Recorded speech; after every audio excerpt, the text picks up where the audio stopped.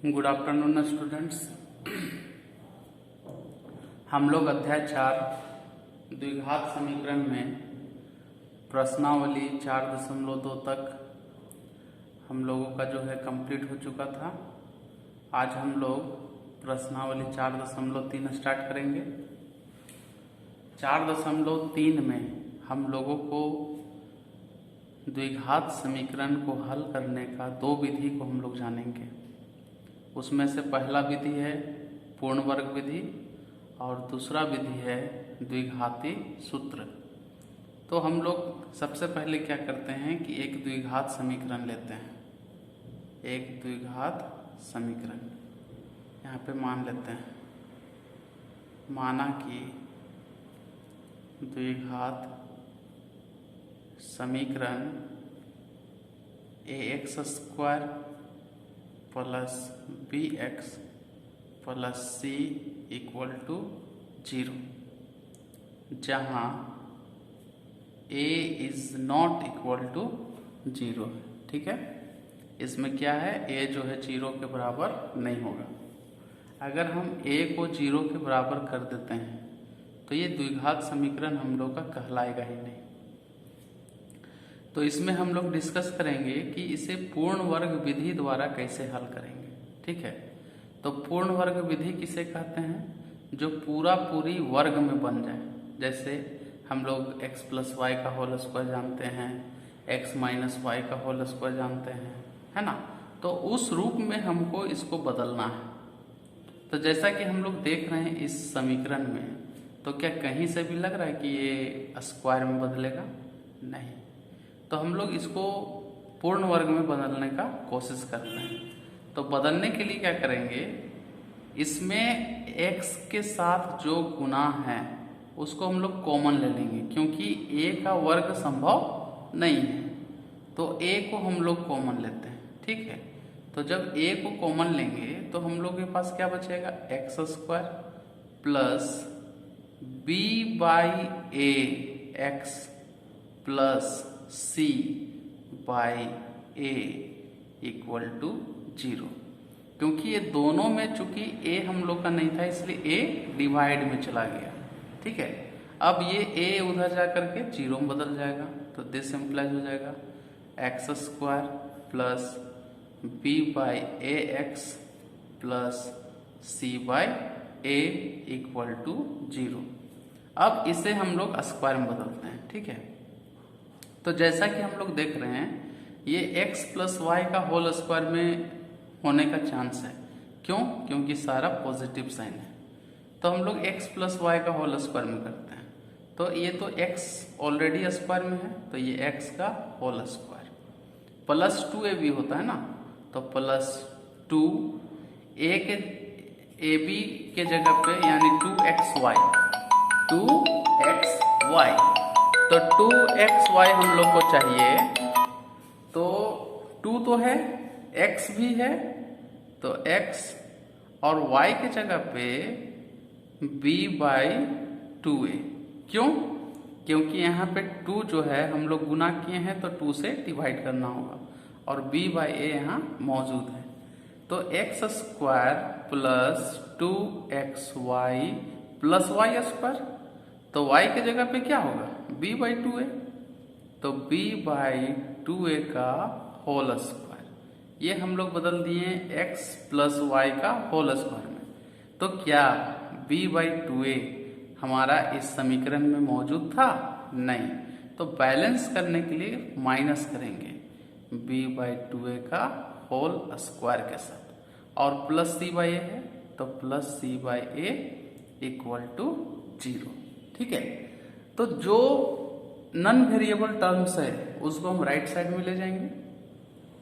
तो this implies, और चूंकि हमारा यहाँ तक एक इक्वेशन में यानी x प्लस वाई का होल स्क्वायर में कन्वर्ट हो जा रहा है, तो ये हम लोग का क्या बनेगा, x plus b by 2a का होल स्क्वायर, और ये दोनों टर्म को राइट साइड में, तो दिस बराबर हो जाएगा b बाई 2a का होल स्क्वायर पॉजिटिव में, क्योंकि यहाँ नेगेटिव था, और प्लस c बाई a है, तो माइनस सी बाई ए। ठीक है, अब हम लोगों का इस यहाँ पे हल करने का मुख्य रीजन क्या है? एक्स का वैल्यू फाइंड करना। तो हम लोग को तो यहाँ एक्स का वैल्यू फाइंड करना है, और चूंकि ये वर्ग में है तो ये वर्ग जब दाएं साइड में जाएगा तो वर्गमूल में बदलेगा। ठीक है, तो हम लोग क्या करेंगे, पहले राइट साइड वाले को हल करेंगे। तो ये हमारा हो जाएगा x plus B by 2a का होल स्क्वायर। ठीक है, इक्वल टू ये हो जाएगा b square divided by 2 to जा 4a square minus c by a. ठीक है, this implies x plus B by 2a का होल स्क्वायर इक्वल टू, इसका एलसीएम क्या आएगा 4a स्क्वायर। तो ये बी स्क्वायर माइनस 4 यहाँ पे मल्टीप्लाई होगा तो ये 4ac हो जाएगा। दिस इम्प्लाइज x का वैल्यू फाइंड करना है तो पहले स्क्वायर को राइट साइड में, तो ये हो जाएगा x plus B by 2a equal to plus minus, अब चूंकि हम लोग का घात 2 है इसलिए इसका शून्यक 2 होगा, इसलिए एक प्लस और दूसरा minus, plus minus root under B square minus 4ac divided by 4a square. This implies x का वैल्यू तो b बाई 2a उधर राइट साइड में, तो x इक्वल टू हो जाएगा minus B by 2a minus B by 2a plus minus root under B square minus 4ac divided by 4 का square root 2 और a का स्क्वायर रूट, a स्क्वायर का square root क्या हो जाएगा सिर्फ a, तो 2a। ठीक है, अब दोनों में हम लोग देख रहे हैं 2a कॉमन है तो इसको एलसीएम में हम लोग कर देंगे। तो क्या हो जाएगा हम लोगों का, दिस इम्प्लाइज प्राप्त होगा x equal to minus B plus minus root under B square minus 4ac divided by 2a। ठीक है, अब x का यहाँ पे दो वैल्यू हम लोग को मिला है ना, क्या क्या, एक प्लस में और दूसरा माइनस में, तो हम लोग का ये दो मूल होगा। ठीक है, तो लिखेंगे क्या, अतः ax square plus bx plus c equal to 0 के मूल कौन कौन सा, minus B plus root under B square minus 4ac divided by 2a, और एक माइनस में तो minus B minus root under B square minus 4ac divided by 2a है। ठीक है, ये दोनों इसका मूल कहलाएगा, एक प्लस में और दूसरा माइनस में। लेकिन यहाँ पे एक सबसे इम्पोर्टेंट चीज क्या है, ये बी स्क्वायर माइनस 4ac, तो बी स्क्वायर माइनस 4ac यहाँ पे डिस्क्रिमिनेंट कहलाता है, जिसे हम लोग हिंदी में विविक्तकर कहते हैं। ठीक है, ये अगर 0 होगा तो इसका दो बराबर मूल होगा, और ये अगर 0 से छोटा होगा तो मूल इसका संभव नहीं है, और अगर 0 से बड़ा हुआ तो दो भिन्न मूल होते हैं। तो यहाँ पे हम लोग क्या लिख देंगे, यदि B square minus 4ac greater equal to 0 है, उस स्थिति में जब B square minus 4ac less than 0 है तो समीकरण के वास्तविक मूल नहीं होते हैं। कब नहीं होता है, जब B square minus 4ac less than 0 है, नहीं होते हैं। अब इसके लिए हम लोग कंडीशन लिख रहे हैं। ठीक है, तो फर्स्ट केस हम लोग का क्या मिला, B square minus 4ac equal to 0।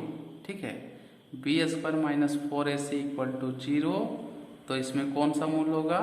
2 बराबर मूल, 2 बराबर मूल। ठीक है, सेकेंड केस हम लोग का क्या मिला? B square minus 4ac greater than 0, तो इस स्थिति में हम लोगों को मिलेगा 2 भिन्न मूल। और थर्ड केस हम लोग को क्या मिला? B square minus 4ac less than 0, कोई मूल नहीं, कोई मूल नहीं। ठीक है, तो इस प्रकार से हम लोगों का 3 केस के अनुसार ये डिपेंड करता है। और बी स्क्वायर माइनस 4ac और ये जो हम लोग का जो फॉर्मूला कहलाया, इसको हम लोग द्विघाती सूत्र कहते हैं। ठीक है, तो इसे हम लोग मेंशन कर लेंगे। अतः यदि B square minus 4ac less equal to 0 है, तो द्विघात समीकरण ax square plus bx plus c equal to 0 के मूल minus b plus minus root under B square minus 4ac divided by 2a, या फिर हम लोग लिख सकते हैं minus b plus minus root under d। B square minus 4ac को d भी कहा जाता है। ठीक है, यहाँ पे लिख दे रहे हैं d इक्वल टू, ये भी d इक्वल टू और ये भी d equal to, d equal to d4 discriminant है ना, उसे हम लोग क्या बोलते हैं? विविक्तकर। तो b minus B plus minus root under d divided by 2a है। ठीक है, तो द्विघात समीकरण का मूल ज्ञात करने के लिए जब हम इस विधि का प्रयोग करेंगे तो इसे द्विघाती सूत्र कहेंगे। और ये जो मान हम लोग का आया, ये मान हम लोग निकालें किस विधि से? पूर्ण वर्ग विधि से। तो इस समीकरण में यानी कि द्विघात समीकरण में जो हम लोग एग्जाम्पल लिए ax square plus bx plus c, दोनों मेथड का यूज किया गया। पहला जो हम लोग हल किए वो पूर्ण वर्ग विधि, और जो प्राप्त हुआ वो हमारा द्विघाती सूत्र। ठीक है, तो ये है।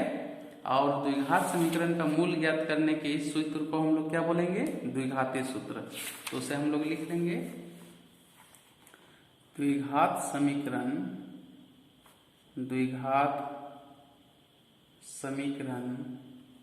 के मूल ज्ञात करने के इस सूत्र को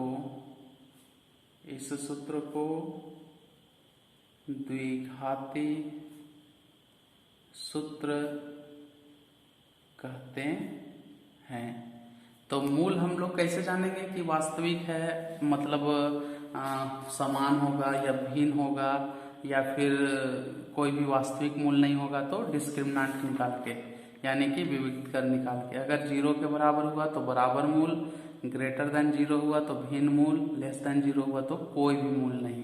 ठीक है, और जब हम इस प्रोसेस को यूज करेंगे तो इस प्रोसेस को क्या कहा जाता है? द्विघाती सूत्र।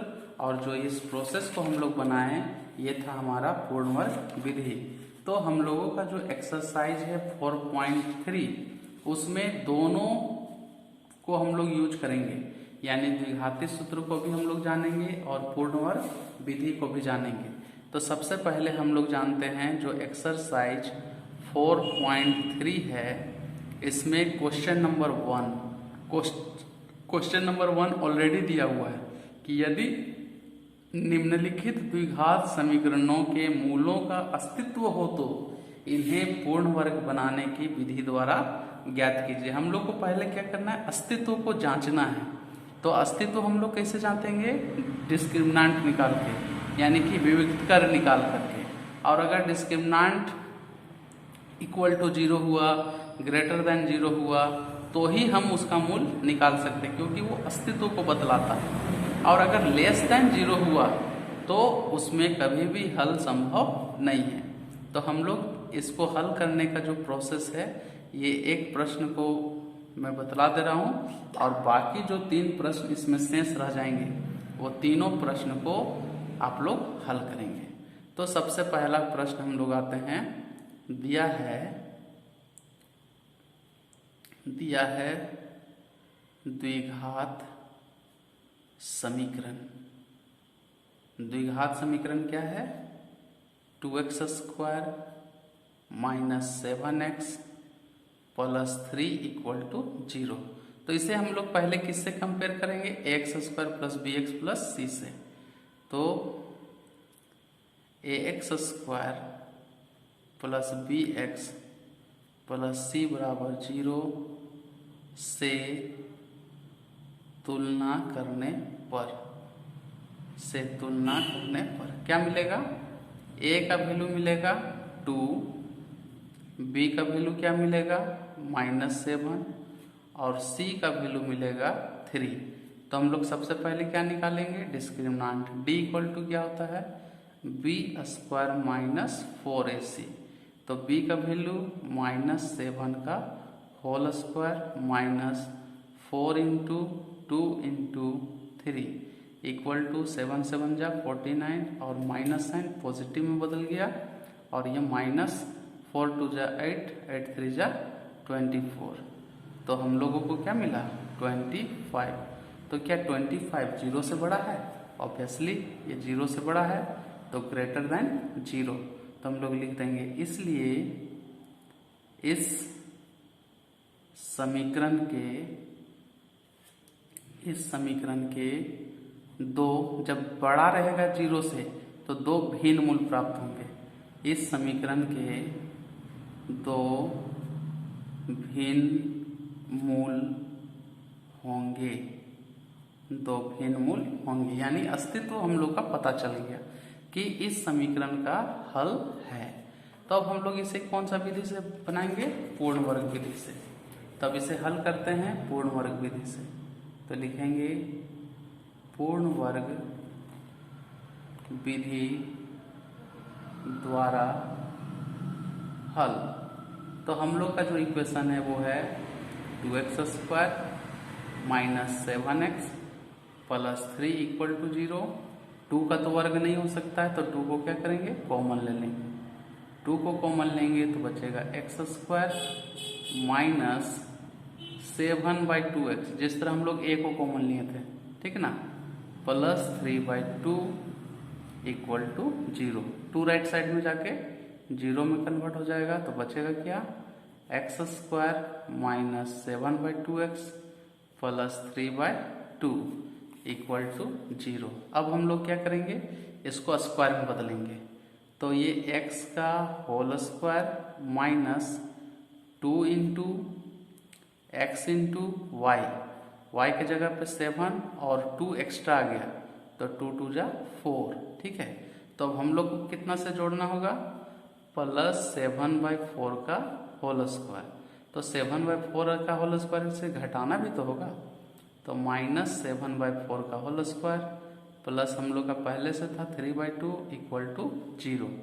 तो यहाँ से हम लोगों को क्या होल स्क्वायर मिलेगा? किसका होल स्क्वायर? x माइनस 7/4 का होल स्क्वायर इक्वल टू, इसको राइट साइड में, तो 7/4 का whole square minus 3/2। This implies हम लोगों का हो जाएगा x माइनस 7/4 इक्वल टू, इधर आएगा तो प्लस माइनस रूट अंडर 7 7 जा 49, 4 4 जा 16 माइनस 3/2। दिस इम्प्लाइज माइनस 7/4 उधर, तो x equal to 7/4 plus minus root under 49, LCM हम लोग का है 16, तो 8 2 जा 16, 8 3 जा 24, तो -24। तो this implies x equal to 7/4 plus minus root under 25/16। This implies हो जाएगा x equal to 7/4 plus minus 25 का स्क्वायर रूट 5, 16 का स्क्वायर रूट 4, है ना। तो एक बार प्लस हम लोग लेंगे और एक बार माइनस लेंगे, ठीक है। तो दिस इम्प्लाइज हो जाएगा x equal to 7/4 plus 5/4, plus में ले रहे हैं तो 5/4 या 7/4 माइनस 5/4। दो बार लिए, एक बार पॉजिटिव एक बार नेगेटिव। तो this implies x equal to 7 और 5, 7 प्लस 5/4 या 7 minus 5/4। This implies x equal to 7 और 5 12/4 या हो जाएगा 2/4। डिवाइड करते हैं, 4 3 जा 12 और 2 2 जा 4, यानी कि हम लोगों को क्या मिला, अतः x इक्वल टू 3 या 1/2 इसका सॉल्यूशन। तो जैसा कि हम लोग देख रहे 3 और 1/2 क्या अलग अलग रहेंगे कि नहीं, क्या सेम है। तो यहाँ पे हम लोग जो निकाले हैं उससे क्या पता चल रहा है कि जो 25 0 से बड़ा है तो दो भिन्न मूल होंगे, यानी कि हम लोग का जो हल प्राप्त होगा वो दो अलग अलग मान होगा। और अगर यहाँ पे डिस्क्रिमिनांट हम लोग का 0 के बराबर होता है तो यहाँ पे हम लोग क्या लिखते हैं, दो समान मूल, यानी 3 प्राप्त होता तो सेकेंड मूल भी हम लोग का 3 ही होता, या सेकेंड ये 1/2 मिलता तो सेकेंड हम लोग का 1/2 ही होता है, ठीक है। तो इस प्रकार से आप लोग इस एक्सरसाइज का जो नेक्स्ट क्वेश्चन है, क्वेश्चन नंबर 2, 3 और 4 फर्स्ट का, उसे आप लोग हल करेंगे। और क्वेश्चन नंबर 2 हल करने का सेम प्रोसेस है, लेकिन हम लोग उसमें क्या करेंगे, द्विघाती सूत्र का उपयोग करेंगे, ठीक है। तो द्विघात समीकरणों के मूल जो है द्विघाती सूत्र का उपयोग करके हम लोगों को ज्ञात करना है। जितना भी क्वेश्चन 1 में जो हम लोग हल किए, ये जो हल हुआ, अगर हम लोग क्वेश्चन 2 में क्या करना होगा, द्विघाती सूत्र का प्रयोग करना होगा। तो सबसे पहले हम लोग उसका अस्तित्व चेक करेंगे, सेम है ना। जिस प्रकार से हम लोग यहाँ से यहाँ तक लाएं, तो यहाँ पे भी वही चीज हम लोग को निकालना होगा। पहले अस्तित्व को जांचेंगे, अस्तित्व जांचने के बाद अगर दो भिन्न मूल होगा या दो समान मूल होगा तो उसके लिए जो हम लोग का द्विघाती सूत्र है उसका हम लोग प्रयोग करेंगे और तब इन प्रश्नों का हल होगा, ठीक है। तो आप लोग आज क्या करेंगे कि जो क्वेश्चन नंबर 1 है उसका जो भी क्वेश्चंस है वो सभी क्वेश्चंस को बनाएंगे, और जो क्वेश्चंस आप लोग से नहीं बने वो प्लीज़ आप लोग जो है, जो हम लोग का ग्रुप है उस ग्रुप में उस क्वेश्चन को अरेंज करेंगे, ताकि नेक्स्ट वीडियो में आप लोगों को उस क्वेश्चन का सॉल्यूशन बता दिया जा सके। तब तक आप लोग खुद से जो रेस्ट क्वेश्चन है वो सबको बनाइए, है ना। Thank you.